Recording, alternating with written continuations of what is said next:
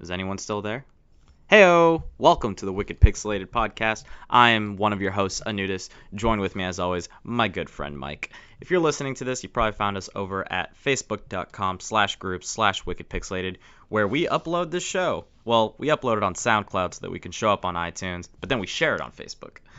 We also are going to start uploading it on YouTube, so that way you can easily show your friends, like, hey, look at this. These are some pretty cool people. You should really go like and subscribe and share and do all that fun jazz. Yeah, so we recorded a 2-hour podcast that was all about 2017, our favorite games, movies, predictions, and disappointments going into the future. And it ended up being 2 hours, so we split it up into two 1-hour episodes, which we will be uploading all at once. So listen to it at your leisure, if it's your pleasure. But seriously, thank you everyone who's enjoyed this show and has been listening and has been asking if we'd come back. We appreciate it. So without further ado, enjoy the rest of the show.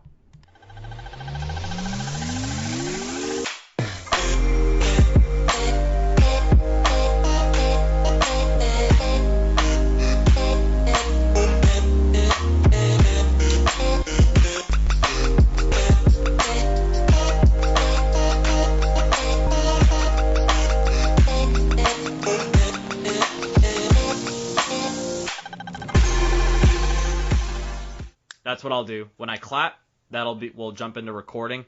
Sounds good. Cool. So I'm just gonna probably do it right in 1 second. Heyo! Welcome. That was really loud. I'm sorry. It's all good. No worries. I just wanted to time it so that it was at 5 minutes. Welcome back to the Wicked Pixelated podcast. I'm Aneudys. And I'm Mike, and yes, we do still exist. Yes, we are still here thanks to the petitions. There were many petitions signed by thousands to bring us back. There was a protest in Washington saying they want Wicked Pixelated. Make podcasts great again. Yes, let's make them great again. It's gonna be huge. It's gonna be the best podcast. This is the best podcast ever produced by any man or person who's ever lived. Believe me, I know my podcast. No one makes podcasts like me. Oh, let's get Trump on here. That'd be a fun show. that would be an interesting show. I feel like we have a better chance. I was gonna say a better chance of getting like Bernie on here. No, that'd be pretty awesome. Because he'd be like, "You're my common people. I'll be on your podcast." I'm like, "Fucking yeah, all right, cool." Bernie. So what games are you playing, Bernie Sanders? The game of Monopoly. Game of life. Game of life. So yeah, let's get all the rigmarole out of the way. We are back in 2018. We are officially gonna try to do this every week, just like we did at the start, and then I sucked real hard, and I don't know what happened last year. We did like 2 episodes. I don't even think I uploaded one of them. Shit happens. Yeah. But it's a new year, and I'm doing real good. I'm motivated. I'm doing shit. I got a badass thumbnail posted. So, yeah. We're in this. He's got them mad Photoshop skills, yo. Hell yeah. So, Hell yeah. If you're listening to this, you've probably already seen the thumbnail. We're going to be going over our top 5s of 2017. We will be discussing our top 5 games, movies, disappointments, or the few that we have, and upcoming predictions. So, without further ado, let's just jump into the show. And if you're listening to this, you probably already found us at facebook.com/groups/wickedpixelated or on SoundCloud/wickedpixelated. And maybe this will be uploaded on YouTube at YouTube/random letters and numbers until we're verified to have a specific URL. But first, like we always do, we're going to answer the questions from our Facebook group because, unlike most podcasts, the listeners always come first, especially the ladies. But no ladies listen to our podcast, so it's just a bunch of dudes. So let's see what Wayne has to ask.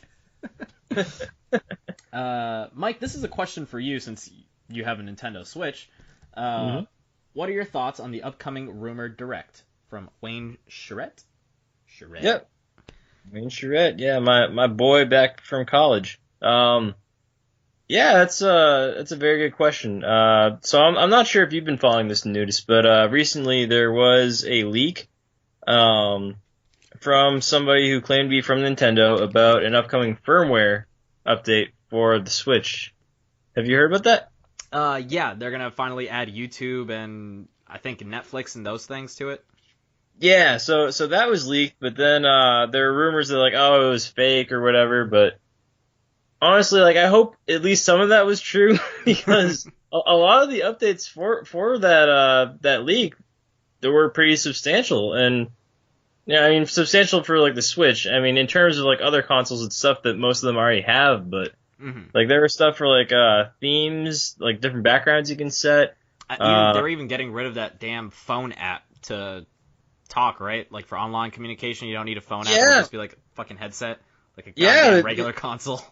exactly. Yeah, they even showed off like a chat room that you could set up, and it looked legit. Like I was surprised that like people denounced it as like a fake because I guess like some YouTube logo was outdated or something. But I honestly hope they address at least some of that. Like I guess this is more hopeful for me. Like I I honestly, hope that I think it'll be in this update. Something like YouTube and streaming Netflix, even themes. I feel like that's kind of standard for a system like that. And the fact that they haven't done it yet, it's just so that when it does come out, it seems like it's a big update. So at least we can start off the new year with like, oh wow, they just got a new fucking huge thing. But it should have been there months ago, but they purposely like withheld it till now. yeah, I think Nintendo does do some of that. Yeah, I think it's gonna address some of that, and I don't know, maybe that new Kirby game that looks like a lot of fun. Yeah, there's Kirby. I totally forgot about this. I actually saw it on Amazon, and I was like, whoa, did I just see like a leak? But there's a Yoshi game coming out, and apparently it was announced at E3, but it was just like way over my head. So maybe we'll see that. It's kind of like the Epic Yarn Kirby, Yeah, but with Yoshi now. yeah, I saw some videos of that, and that looked like a lot of fun too. So hopefully we hear about either of those. I'd be happy with either. Now, so Nintendo started off the year really strong with Zelda, and that being a huge success. The season pass is done, so that's out of the way now. Now we had Hmm. Mario come out at the tail end. Do you think they might have a Mario announcement, like more levels, like Mario DLC, New Moons, or whatever? Oh, dude, I hope so, man. Because there's no season pass for it, so if they do something like that, it's got to be a free update. I doubt this game is just going to come out with no other stuff with it, you know? Right, yeah, especially with how big of a hit it was. Like, I'm guessing they're probably going to be adding some kind of feature. I don't know if you saw, like, I recently picked up that Mario cereal that came out, Oh yeah. and the cool thing about it is you can actually use the cereal box as an amiibo for Mario Odyssey. What does it do? It doesn't really do much. It just like you scan it, and then Toad is like, "Whoa, you just scanned a delicious amiibo." I'm like, "Damn straight." And but what it actually does is it just shows you where a power moon is. But It's something. What about like the it's actual taste of the cereal? Is it good cereal or is it garbage? it's actually really good, man. It's like fucking Lucky Charms, but with stars instead of the whatever the Horseshoes puppy and shit shit. was. Yeah, yeah, and they got friggin' Mushrooms. Yoshi eggs and mushrooms and shit like that. Nice. Well, aside from Mario, I think they're still in the middle of porting a lot of Wii U stuff. They already mentioned that Bayonetta 1 and 2 is coming, along with the announcement of 3. That being said, I wouldn't be surprised if they still port Super Smash, or the last Smash Brothers, I guess. Oh Uh, yeah, Virtual Console, too. There's still no Virtual Console on there. yeah. And it's There hasn't been ridiculous. yeah. Like they've been so like wishy washy on it. Like there hasn't been a definitive answer on what they're gonna do yet. They, Like they they they've don't have kind to of do anything when they're making that Nintendo Mini and the Super Nintendo Mini. It's like people are paying 60, $80 for these things, and they're that's making that true. money. It's like, fuck, we don't need to do a virtual console. We'll just pump out these old retro shit. That's true, and I sort of fell for that too. So Oh, did you I get may one? be partially responsible for that. You got one, What's dude? that? I did, yeah. I got the Super Nintendo Classic when it came out, and it's really fun. Dude, that's awesome. I actually want to get that. uh, so yeah, I think they're gonna keep mostly to the Switch for that direct. I still think that it's a possibility. I don't think we'll see an N64 classic. No, I feel like the I don't think so. polygons and stuff, and you can't really fit 30. I mean, I guess you could, but who would want that? At that Yeah, point, just make a virtual console. All those games will be there. exactly. Yeah. So between Smash, those cool updates, maybe Donkey Kong. The last one was Tropic Breeze, Frozen Tropics, Was Frozen that Wonderland. the 3DS one? No, it was on the Switch, I think. I mean, not the Switch. The Wii U. The The Donkey Wii U. Kong Oh Jungle yeah, yeah. Island Frozen ones. Yeah, that's right. Yeah. That shit can get ported too. Again, the Wii U is just trapped with all these decent games that no one played because nobody fucking got a Wii U. Yeah. So Or hopefully we Wii see U. those things. Moving on, our good buddy Zach over here, one of the OGs in the group, he asked us, and preface this by saying that we don't know much about Dark Horse comics. So I'm Sorry, sorry, Zach. Zach. Don't He hate us, asks, please. since the majority of the film is superhero and horror/thriller dominant, the seemingly will be for a while. Would you like to see my screen went black and I can't read it when my screen goes black? I am stalling by talking. Wait. You want me to see if I can find it? Yeah, you got it. I guess my laptop like just died mid sentence. Good thing I got my cellular device in my hand. Stalling. I'm stalling. Still stalling. It's loading. It's doing stuff. Hang on. I'm almost there. You know, a good podcast would just edit all of this out and make it seem seamless. But an even better podcast would leave all of this in. That's right. See, we here at Wicked Pixelated, we're all about transparency. Yes, and if I'm being fully transparent, I suck at doing all this stuff. But I Okay. promise I'll get better this year.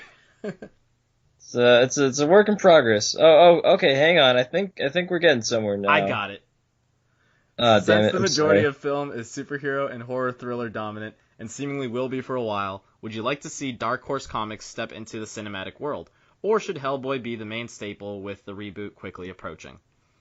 So, basically he's asking if we'd like to see more Dark Horse Comics step out. And honestly, I'd like to see more comic books just get adapted that isn't just Marvel and DC.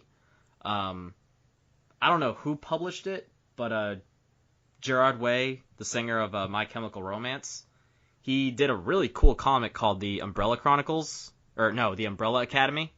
I was gonna say the Resident Evil game that sucked ass. Oh no, God, that game's bad. It was no, Umbrella Academy, super cool comic, and it actually got picked up last year by Netflix. So that's gonna be becoming a show. You have weird smaller stuff from Marvel, like the Runaways and stuff, finding success on Hulu. So, yeah, I think there's definitely a place for Dark Horse comics to make stuff with Amazon Prime, Hulu, Netflix. Like, they don't need the budget to have, like, a theatrical release. I'd leave that stuff to, like, Hellboy, because honestly, I think that's just their biggest property that I know of. Yeah. But if you want to get a lot of that other stuff out there, streaming is where it's at for them, I think. Yeah, that's a good point. Like I mean I don't really know a whole lot about Dark Horse besides Hellboy, but You want to know a fun one? yeah, for sure. The Mask. Oh, what, dude? The Mask? Jim Carrey's The Mask is based on a Dark Horse comic book. Oh, wow. Yeah, go ahead and look up pictures of that. It's actually like a lot darker. Oh, wow. They should reboot that shit, man. I think they did with Son of the Mask, and it was like the baby, Oh, the dog, no. and that was just awful.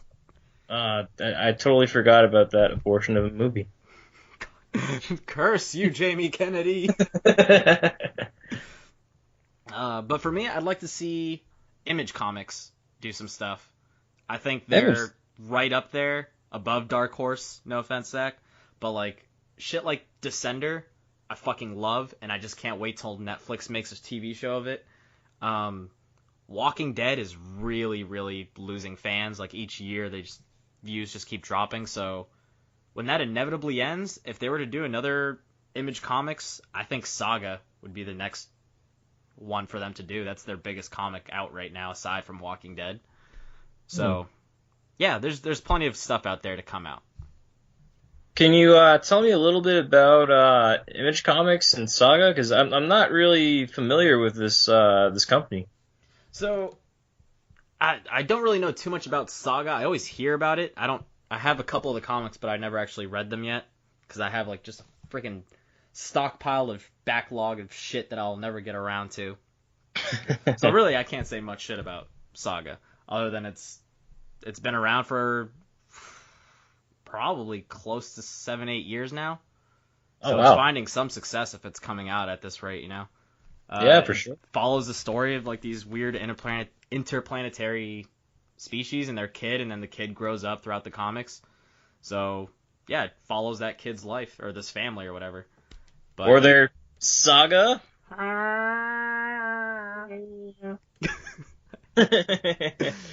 But yeah, hopefully like that'd be some cool fantasy shit to get on the regular on AMC that people would like. And yeah, that's all we got for questions. Druten, you chimed in with a pretty awesome question, and I appreciate you. We will save that question for next show because we're gonna dive on into our topics here. So, top 5, all the stuff from last year that we played or got around with. I'm going to start with you, Mike. What is your number 5? All right. I'm just going to preface this by saying that 2017, I think, was probably one of the best years in gaming in, recent, I don't want to say history, but gaming history, I guess. Yeah, arguably. Like, it's between this and 2001, I think, are the years that people keep bringing up, because that was, like, Metal Gear Solid 2, N64, Ocarina of Time. I don't know. No, that's 98. Sorry, 98. 98, yeah. Definitely a fantastic year, dude. Yeah, for sure. So, yeah, coming up with this list wasn't easy. And there were some games that I wish I could have put in this list, but I was like, no, I have to nail it down to 5. Took a lot of thinking, but here is my list. Starting with number 5, I have Xenoblade Chronicles 2 for the Switch. Really? I didn't even know you were playing that shit, dude. Oh yeah, for sure. Yeah, this is the one game. This is like the one game what happens when we don't record for a full fucking year. Yeah. This is like the one game that I haven't like posted anything about on Facebook either. But you'd be like, "God damn, weeaboo, you like that anime RPG?" Don't hate me. But yeah. So initially, like when I first saw this game, I was like, this seems weirdly Japanese, and I'm not into JRPGs that much. But I heard that the combat system was unique, and I read a little bit about it. The world sounded interesting, and I actually got my hands on it, and I fell in love. It's so basically the game takes place in this fantasy world called All Rest, except instead of taking place in this like massive open world, it takes place on these, people basically live on the backs of these giant creatures called Titans. Mm-hmm. And, what's really crazy is like when you're walking around, like you can like see like their neck and like face just looming off in the horizon. Like that, I think that's like some of like the most, creative level design I think I've ever, seen in a game. So as opposed to like going to different worlds, are you just going to different beasts or titans? Yeah, pretty much. Yeah. So like I'm not, I'm not too far into it yet. And I know that's kind of bad to say this is my top game of the year. I haven't even. Yet, I don't think you have to necessarily beat a game to know you like it. You know, there's plenty of games on my list that I threw in there just because the little bit that I did play of it was great, but didn't make the list simply because I didn't spend that much time with them. So I think it's fine. All right, cool. But yeah. So the world is really unique and interesting. The combat is really I've never really experienced anything like it. It's kind of MMO-ish in a way. Like you kind of engage in these auto attacks when you first enter battle, but you have these special attacks called arts that you can trigger, and if you trigger off like enough of them, and at a certain point you'll have this special meter, and when you build that up to 3, you can just do like this insane combo that just does like 1,000 damage and just totally wipes out like the enemy on screen. Now, does it play a little bit like Final Fantasy 15, or not at all? No, not at all. Combat wise, kind of a little bit in the sense that you have certain abilities that you can trigger. Mm-hmm. But yeah, that's basically where all comparisons end. All right.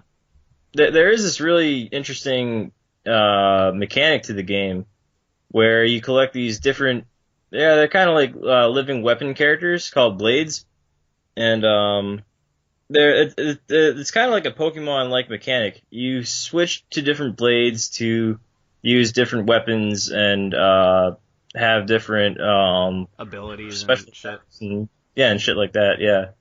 But yeah, it's pretty fun because like it's perfect on the Switch too, because like an RPG like that, you can just kind of play whenever. yeah, for sure. Yeah. There is a slight downgrade in like resolution and stuff, but I mean, of course, that's bound to happen with any Switch game. Mm-hmm. Well, sounds cool, man. My number 5, and while we're naming off our games here, neither of us own an Xbox, so this isn't us just being fanboys and like obviously omitting them. It's just we don't have an Xbox. If you would like to donate your Xbox, please send it to 1227. So yeah, most of my games are obviously PlayStation because I just have a PS4, whereas you have a PS4 and a Switch, so yours might be a little bit more diverse than my list. Yeah. Hopefully, I guess next year when we do this list, my top 5 games will be different because I recently downloaded Quantum Break on my PC Master Race. Oh, snap! He's one of them. He's one of them. Yeah. So I'll be playing more of those Xbox games since they're compatible with Windows. I plan on playing Gears and shit, and I plan on beating 69 games this year. So I'll have a lot to discuss for next year's topic. But moving on with 69. Yeah, 69 games. Shout out to Joshua. He beat 50 games last year, and I friended him and I followed like his last 10 or 15, and it was cool that he would just like post pictures and just be like, hey, just beat Pokemon Red. I'm like, oh, that's cool, man. So, yeah, I'm up to 2 games this year so far. 50 games. Oh, wait, so they don't have to be like new games? They can just be game? Yeah, just any game. Oh, wow. Yeah, like I'm probably going to go back and play some of my like Tomb Raider, Rise of the Tomb Raider. A couple trophies in there, so I'll probably just play that game on hard, knock those out. And yeah, it'll count. It's a good game. I don't mind playing it. I'm going to try not to play Crash, though. Yeah, you're not gonna play Farmville or fucking Clash of Titans, Candy Crush. I'm just gonna Redbox the Smurfs, the video game. Oh my god. So yeah, my number 5 came out right at the start of the year. It's What Remains of Edith Finch from Giant Sparrow. Oh, I heard of it. That's one of those walking simulators, right? Yeah, it is. You got a problem with that, bitch? No, not at all. Yeah, it's a fucking awesome game, man. Giant Sparrow. They've only made 2 games. They made Black Swan, Unfinished Swan. They made Unfinished Swan. Oh, I was gonna say. And you just play as this girl, going to this old house that you used to live in, and you're writing this story. The way it's told is like through a diary. And she's writing a note, so it's like from the person reading its perspective. If that makes sense. Yeah, And the narration is cool. Like every room in the house is a relative, and you get to play their story and how they died. Because this house is like cursed. Like everyone in this house has died in this house, and oh shit, you just keep going up and up the house, and you get really interesting stories, like about how a fucking baby drowned. And like how this guy built a bunker because he thought the world had ended, and he lived in that bunker for like 50 years. And then when he finally gets out of the bunker, he gets hit by a train. Oh It's my just like god. it's fucked. It's some really fucked up dark shit, but it's told in such a whimsical way that I was just like, it's a really good game to just sit down. It's like 3 to 4 hours. You could probably knock it out, but it's fucking great. I liked it a lot, and it even won a couple awards at the Game Awards for like best narrative story and shit like that. So Oh. yeah, I give Edith Finch that. Not much to it. Like you said, there's no inventory. It's not an RPG. It's just a walking sim. So I can't really add too much to that other than great story, man. So great, cool story, bro. But yeah, so you said it was told in like a whimsical way. So like, is it kind of like a dark humor kind of thing going on with it? Not so much that. It's just that like the house, it's very grounded, but at the same time the stories are absurd. Hmm. So like for example, there's this one story of this girl in the 60s, and she was like a failed actress. Like she just had like a really good scream from a horror movie, and that Mm-hmm. was like her one role. And ever since then, she just never got, like, she never broke out into her acting career. And you play through her story in like Tales from the Crypt comic book style. Like it has that pop art where Oh, everything's that's cool. both like cell shaded sort of. I like that. And the way she dies is her husband was trying to like get her to scream like she used to, like get that horror movie scream. It's like, no, it's got to be real. Like it has to be a real scream. And then all these people dressed up as monsters break into the house, and like she's like, oh, I get it, you're trying to scare me. And then she realizes, oh shit, they're actually about to kill me. And she lets Oh out one shit. last like amazing scream, and they're like, that's it, that's the scream we've been waiting for. And then she dies and they kill her. And it's just like Wow. that, yeah. And then it's just like, then the book closes, and then you get out of that, and you're just like, shit. And you just walk into the next room, and you're like, oh, hopefully the next story's upbeat. It never gets upbeat. They all die. Oh, that's a bummer. It's a good bummer, though, if that makes sense. Oh yeah, yeah, totally. You need a good bum. Yeah, this is bums. All right, man. How about your number 4? What do you got? All right, number 4. This is actually a Switch port from the Wii U. I'm talking about Mario Kart 8 Deluxe. All right. You never played it on the Switch, huh? No, I never played it on the Wii U. It's just a lot of fun on the Switch. When was the uh, last time you played a Mario Kart game before this? oh God. I dabbled a little bit in Double Dash, which I've heard is probably like the best one, but Yeah. yeah, like I like actually sit down and play probably Mario Kart 64. Yeah, see, so you had like years away from the franchise to kind of really take in all the updates and cool shit added to it. Yeah, and wow, they've definitely updated the shit out of this game. Yeah, you can throw 2 items at one. You can hold up to 2 items and then just throw them now. They got like this like online racing mode, which is really fun. They even have a baby steering mode that you can set for. I don't know if you have like your nephew or little brother coming over to play a game and he doesn't want to fall off the track. He can feel like a big boy now. Is there still a Rainbow Road? Oh god, yeah. I think there's like 3 of them in this one. They have the OG Rainbow Road from the Super Nintendo Mario Kart, the impossibly hard Rainbow Road from the N64 version, and a brand new Rainbow Road that takes place in a space station. Nice. Yeah. Well, it's a port. I already know most about that game. Mm-hmm. So I'm just gonna jump into my number 4. Sure, yeah. A game that I freaking fell in love with at the end of this year, Assassin's Creed Origins. My Aw, God, snap. the Assassin's Creed took a break last year, and Syndicate I kind of skipped out on. The little bit of it that I did play was fantastic, and I let my friend Ryan borrow it, and I was actually at his house yesterday, and I was watching him play it, and it made me want to take the game back. So I'm like, I kind of really? want to play Assassin's Creed now. Wow, Yeah. shit. Ubisoft's been really awesome the past 2 years with like, ongoing updates. Like, people still play The Division, people still play Rainbow Six, and these are games that came out 2 years ago, just because they keep supporting it with, like, Season 2, Season 3 worth of content.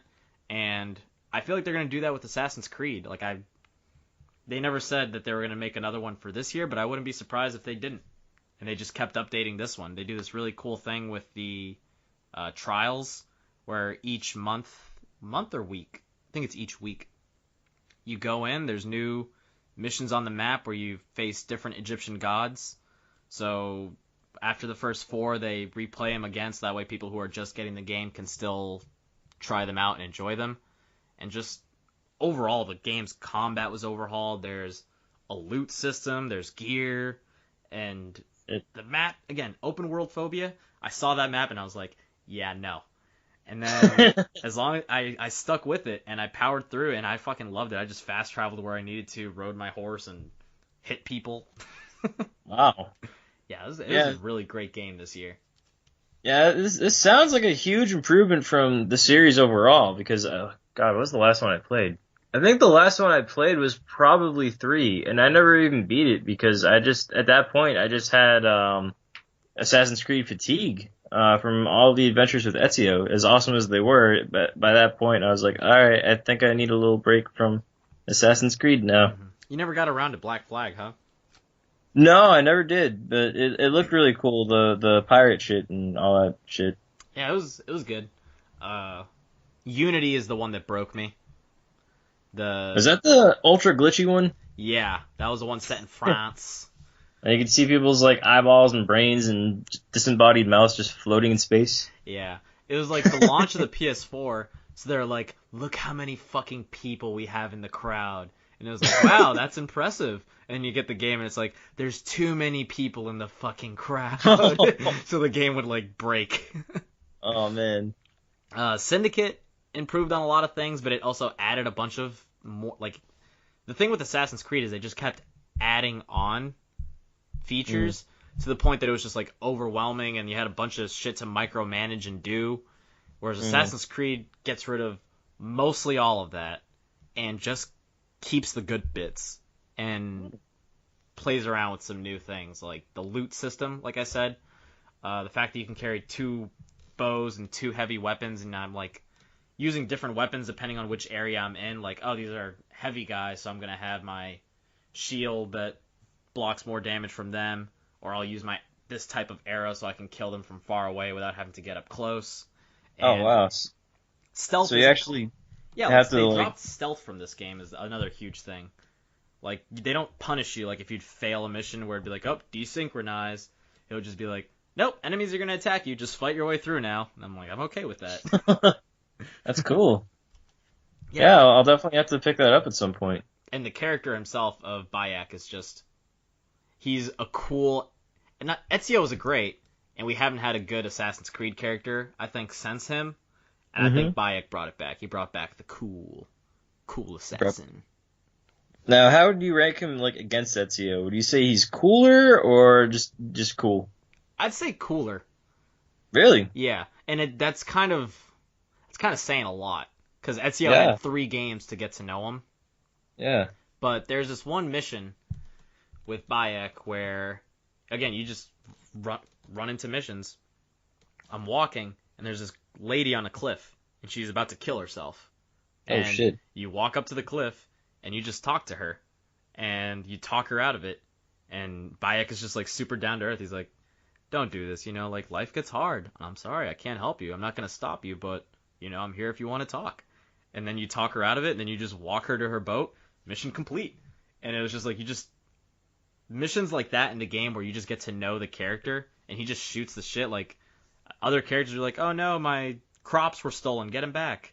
And then you bring him back to him, and then he's just like, here you go. And he's like, oh, please take this. He's like, no, don't worry about it, man. Like, keep it. And just like, man, he's also a nice guy.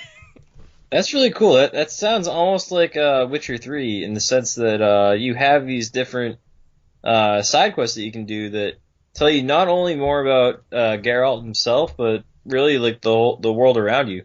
Yeah, and that's why I like this game so much, because the world around you is interesting, and Bayek makes it interesting. Very cool. Very cool. Yeah, I'm definitely gonna get that sometime soon, hopefully. Definitely on some flash sale later on. Yeah. Moving on to number 3, the Number bronze. number three. This is me, right? Yeah. All right. Okay. So my number three is Prey.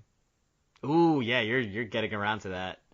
Oh my God, yeah. So funny story about this game actually. So I originally got this game from my brother for Christmas, and we're sitting around. I'm like watching him play it. I initially just got it for him because it was on sale, but yeah. So I'm watching him play this game. I'm like, holy shit, this is crazy. So basically, you probably know like a little bit about it. It's kind of like BioShock, but in space. Space Shock. Actually, no, System Shock, which they technically already had. Hmm. But yeah, it's like BioShock in space. Crazy aliens just trying to like kill you from like every which angle. And there's this cool little angle to the game that wasn't really talked about before. There's almost like this Total Recall-esque story in the game where your character pretty much has like amnesia and like has no idea like what the hell's going on. See, And it I has got that from the trailer. There's one trailer that came out where he was like putting some needle in his eye, and then he'd wake up and repeat the day over, and he would do it over and over again, and each time, like in the trailer, like, it would just get like darker and like more bloodier and more tense, and I'm like, fuck, like the game looked cool. oh The game shit, definitely yeah. looked cool. I forgot how long ago that trailer. Yeah, I vaguely remember that trailer, but yeah, like so your character like has amnesia and is pretty much like relying on recordings of himself from before to really know what's going on. But there are like some twists and turns going on. And you're like, wait, can I really trust this? Can I trust this guy? Can I trust this operator? Like, what's going on? And yeah, it's a very compelling game. Nice. Uh, One thing I found interesting about it, and again, I haven't played it, but I'm fucking going to, is that leveling up system, Oh yeah, right? Where you can either upgrade like the alien tech or like the human tech. yeah, that's right. Yeah, I totally glossed over that. So yeah, the leveling up system in this game, you can do it through neuromods, which they're how do I describe them? They almost look like the plasmids from BioShock, only these ones develop different like human aspects of your character. So like how well you can hack, how well you can repair stuff, and like how much health you get back from health packs. The alien powers, sadly, I haven't really encountered any yet. Hmm. I'm hoping to maybe grab some soon because I kind of looked some stuff up because I'm like I want to do crazy shit. I want to become a coffee mug. But Like, I hope it's not a spoiler by me saying this, but like one of the cool things I saw with the alien tech is you can choose to upgrade those, but if you upgrade too much of the alien tech, then you'll start setting off alarms and security things because they'll recognize you as one. oh shit, yeah, actually I read about that online, and Yeah. I think that's a really cool consequence to turning yourself into an alien, pretty much. Yeah, it definitely Because when you plays with think that about like weighing the options thing. Yeah, because when you think about it in BioShock, all the splicers, they're all fucked up from the plasmids that they injected in themselves. Here you are in BioShock injecting yourself with that same shit, but what, there's no consequences? Like nothing bad's gonna happen? Like I like how this game sort of gives you a sense of danger to giving yourself these powers. With great power comes great responsibility. Said Uncle Ben. Rest in peace. Rip. All right, so if you don't mind, I'll jump into my number 3. Absolutely. This was the year, man. They brought back the Bandicoot. Aw, snap. Oh my fucking god. Crash Bandicoot. Crash Bandicoot 2, Cortex Strikes Back. I play through that game at least once or twice a year. I can sit down and just play all the levels. And I always played it on the PS3 with like the PS1 Classic thing. And I just fucking love Crash Bandicoot. It's like what got me into games. It's why I love video games. It was the game I played the most as a kid. And when they announced like, oh my god, when they announced that Crash Bandicoot was coming to Skylanders, I'm like, they're doing it. They're making a new Crash. And then they're like, we're gonna remaster the original trilogy, and I fucking just jizzed, just all over the screen. Oh my god, yeah. Yeah, I remember when we went to E3, that was actually the first game that we both played. Yeah, that was, even though it was like out in like a week, I think. It was like, Yeah. here, you can play it here. It's out in a week, and I'm like, I'm gonna fucking play it every day. But yeah, man, they look amazing. The music is still wonderful. It's an update on one of my favorite games. There's not much to say there. And me and Shingy right now are doing the time trials. He's having hmm a problem trying to get like gold on all the relics. So he challenged hmm me. He's like, "Hey, if you can beat my records, that'll motivate me to beat yours, and we'll just go back and forth." So I Competition going on. exactly. So I set my PSN to offline so that he couldn't see I was online. I went in there and I beat all his records. You beat all of his All records? of them. and Oh my then god. and then I went online, and then when I mailed him his Christmas gift, I wrote him a note and I'm like, "By the time you get this letter, I have beaten all your scores on Crash Bandicoot. Ball's in your court." Merry Christmas, bitch! Literally what I wrote. Merry Christmas, bitch. Oh, you actually wrote that? Oh my Yeah. god, wow. And some other stuff I won't say over the podcast. Oh god. That's Yeah, hilarious. so I love those games. They're tough as shit, but they're fun. The music's great. They Yeah. added new things to them with the time trials in 1 and 2. And yeah, it all came back to me playing through, just like seeing the levels. I'm like, oh, I remember this. I remember this. I know how to get that secret. So it's just the perfect remaster for me. Yeah, it's yeah, I picked it up too, and it's definitely a huge nostalgia bomb. hmm All right, moving on to Silver. The Silver, here we go. second best. What do you got? S- Second best, number two. I feel like my list might look slightly skewed at this point, but I've got Mario Odyssey for Nintendo Switch. Hmm. So I take it that we know what number 1 is, but let's talk about Mario for a minute. Yeah, of course. So yeah, so how'd you like Mario? I know it only came out like what, November, October 27th. October I 27th. remember that because that was the day that fucking every game came out. That, Wolfenstein, and Oh yeah, Assassin's Creed. yeah, and Call of Duty. Oh shit, Call of Duty. Yeah, that's right.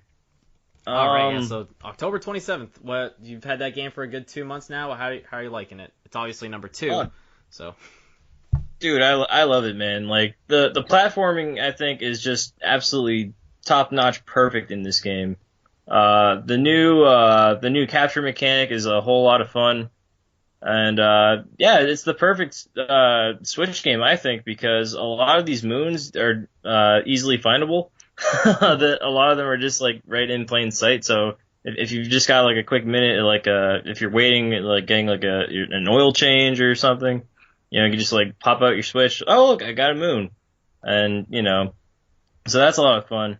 it's a good pick up and play thing. Just kind of like open it, beat it. Yeah, and I mean, just turn it back off. and honestly, like it's impossible to play a Mario game and not have a smile on your face. Like, like you just instantly feel happy when you pick up those Joy Cons and start flicking your wrist and fucking run around as like Goombas and shit. Now, how do the motion controls hold up for you? Because I remember when we played that at E3, you were kind of iffy on them. Was it just a matter of getting used to them, or?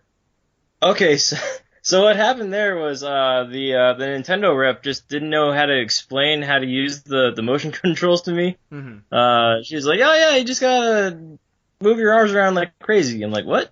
But You'll figure so it out.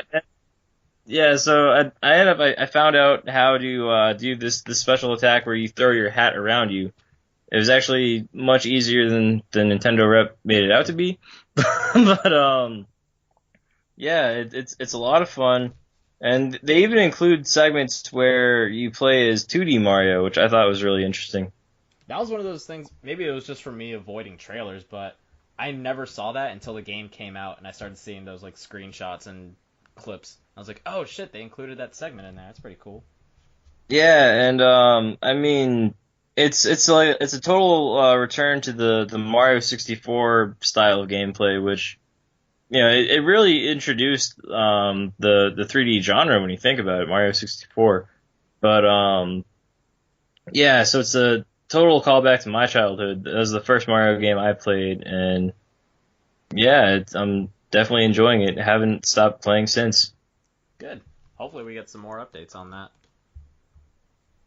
Uh, my number two, again, my list is also pretty skewed towards PlayStation games. No worries. I fucking love this game, man. Hellblade: Senua's Sacrifice. I still need to play it. Oh, I got it, but I still need to play it. it's such a great game. So, Ninja Theory has always been one of my favorite developers. I wouldn't say Hmm. always. It's not like they've made plenty of games, but I remember launch PS3 getting Heavenly Sword, and that was a game that like really used the facial animations, kind of like that game had Andy Serkis in it. Like, Did it really? yeah, he was the bad guy in that game. They used his facial animations for it. Oh, no And shit. yeah, the game was super awesome. Ninja Theory went on to do Enslaved, another great underrated PS3 game. They did DMC, totally underrated. I fucking love DMC.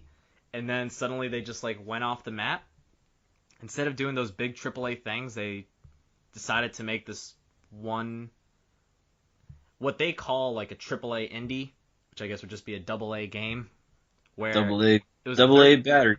it was a $30 game, but it had graphics like it was a $60 game. It was Mm. short enough to be considered a $30 game, but impactful enough that it felt like a $60 game. It was this perfect middle game that is so much more than that because it deals with depression and psychosis, and it's just visually impressive. It's digestible. Like I said, it's short, so it's a lot easier to get into than like a big open world game.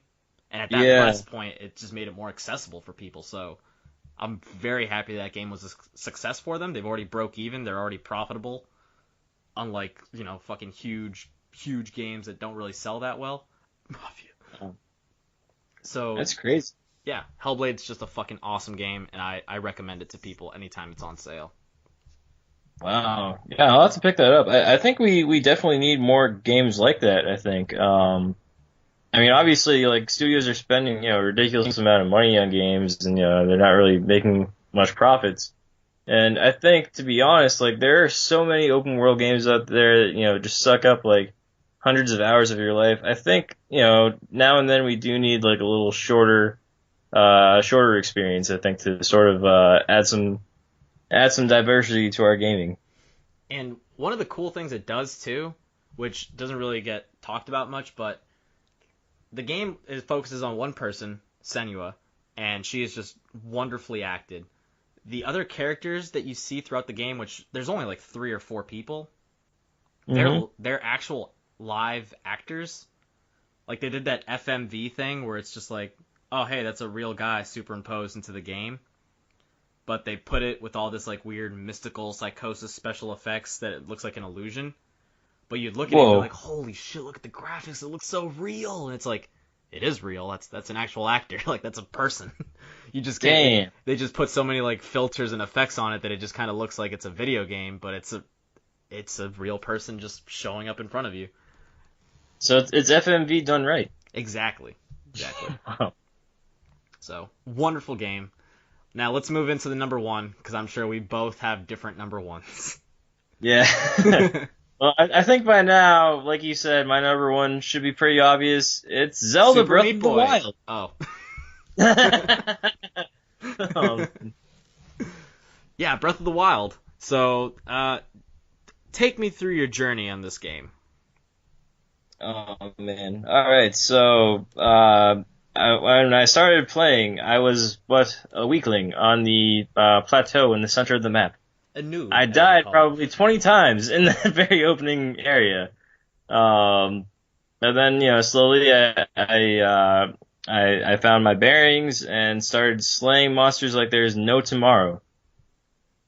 What about like the weapon system? Like, is that something that you had to get used to, or did you? Because that was one thing that bugged me about the game. The little bit that I did play was just the destructible weapons, And I know Oh that's yeah. kind of like hinders people's experience with it, but they also love it. Right, yeah. So at first or at least in my experience anyway, at first the destructible weapons is a little jarring. Um, there's no way to repair these weapons. But on the other hand, what I found later on is this mechanic, it actually forces you to explore new areas of the map so you can find new weapons. And it sort of it keeps this cycle going of find new areas, collect cool shit, break your shit, find more new areas, find more new shit, break your shit, find and it just keeps going on and on. In a fun way, not a not a Not in like a monotonous way. repetitive way or anything. Yeah, and Story yeah, wise, one how does it hold up story wise? yeah, there really is no story sadly, which for a Zelda game it's kind of a letdown, but I think in the sense that this game pretty much reinvented itself from a very tried and true formula, I think is very ballsy of Nintendo to do, and I think that more than makes up for the lack of story.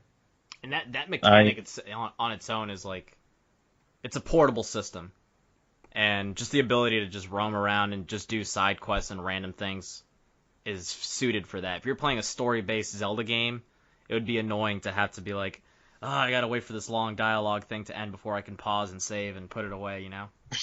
yeah, for sure. I've noticed that Um, you really like, because you loved Metal Gear Solid, the Phantom Pain, right? mm, Not the story, but you like the mechanics and stuff. yeah, for sure. Yeah, I love the gameplay. Yeah, Mhm. like And that's how I it like is with Zelda. Like I said, yeah, story is exactly. meh, but it's the experiences that you're having that are fucking make it number one. Yeah, exactly. It's the experiences that I'm having and the sense that this is a very, very, very groundbreaking game. I mean, I don't know of any other open world game where you can literally just climb on like any mountain, jump off, paraglide to like another area, climb up another mountain, and I mean, I know for like the longest time, like with like Skyrim and everything, games have been like you can go anywhere you want, but previously, like, you've had to, like, fucking, like, break the game and, like, fucking keep jumping up the side of the mountain. In Yeah. this game, if you see anywhere, like, you can literally go anywhere you want to. Um, if you see, like, a giant mountain off in the distance, you can literally climb up that mountain. Nothing is holding you back. You get the very last mission in the very beginning of the game. It gives you the most amount of freedom I think I've ever seen in a game. Yes, you can go right to Hyrule Castle and fight Ganon. You're probably gonna get your ass whooped, but you can do that right from the get go, and I think that's just a really cool thing that I've just never experienced in a game before. That's awesome. And yeah, and also this is like a huge thing for me that it's kind of put me off from open world games. The map is huge, but it's manageable, and you discover chunks of it bit by bit when you climb up these towers.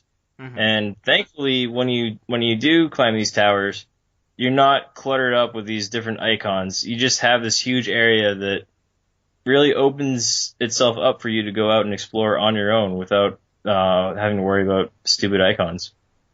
And not that going back to my Assassin's Creed pick, very similar thing.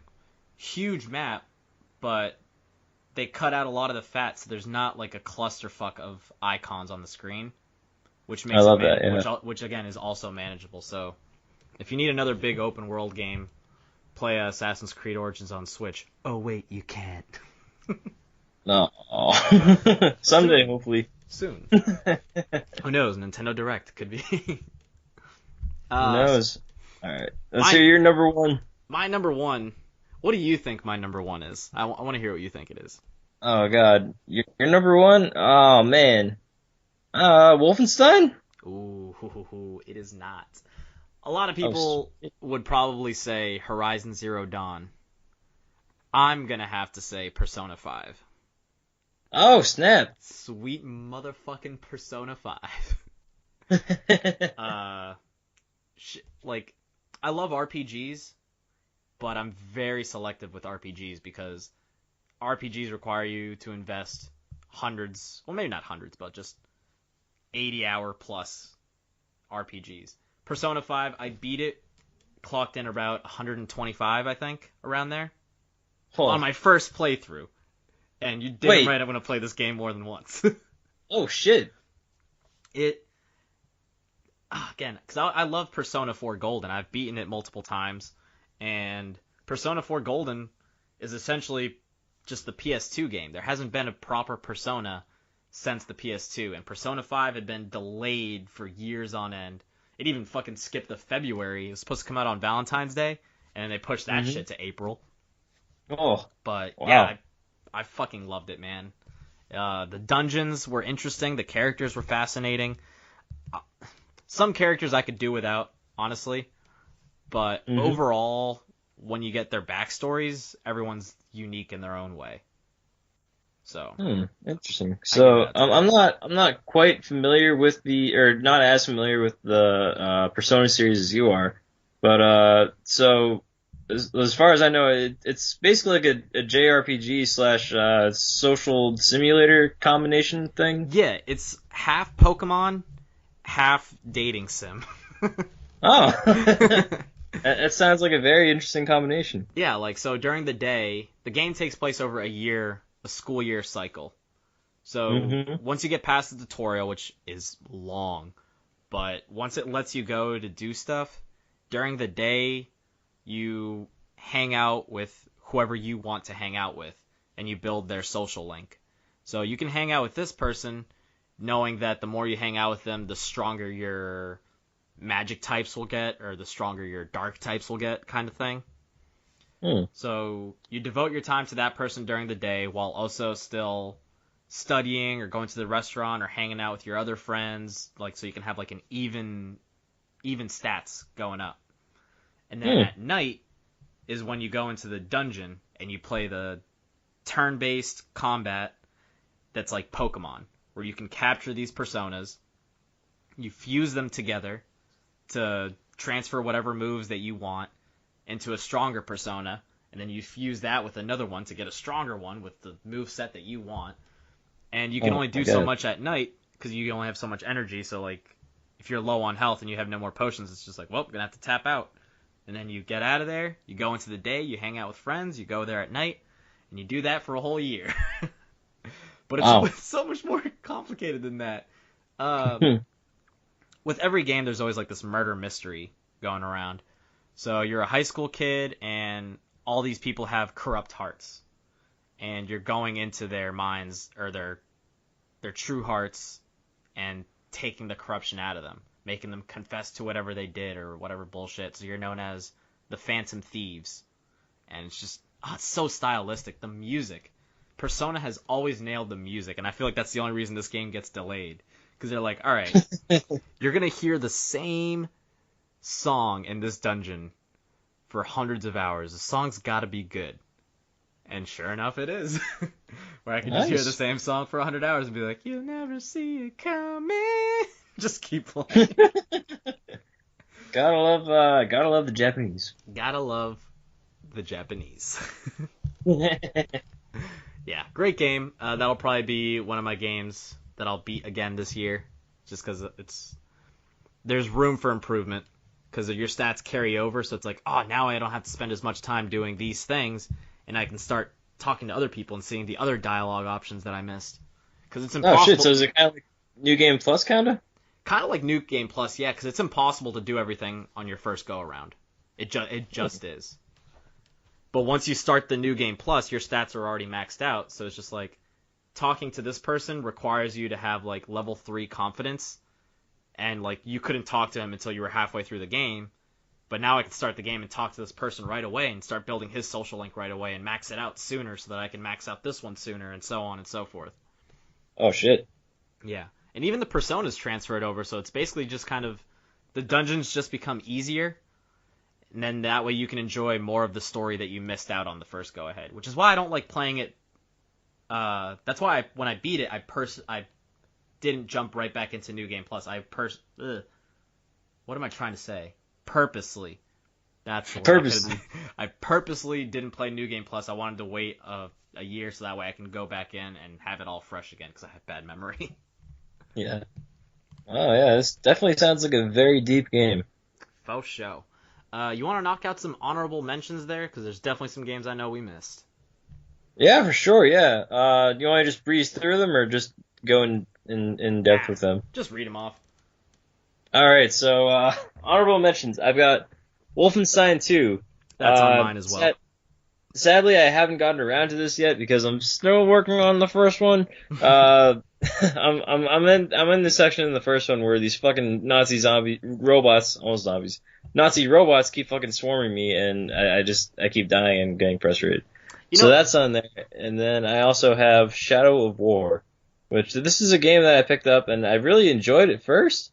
But then just other games just kept coming out that, I kept playing and like it's sadly gone to the wayside now, but I do hope to hop back into it very soon. Are those your two? Those are my two. Cool. For me, it's Wolfenstein 2. Again, I picked it up the same day as Assassin's Creed Origins, and that just happened to be the one that stuck with me. Horizon Zero Dawn. Loved it. I put maybe 20, 25 hours into it. Story was great, but then Persona 5 came out. That's what happens. Yeah, so the only reason it's not on the list is just because like I didn't feel like I completed the story, so I don't want to say too much on it, so I'll just keep it here. Watch Dogs 2.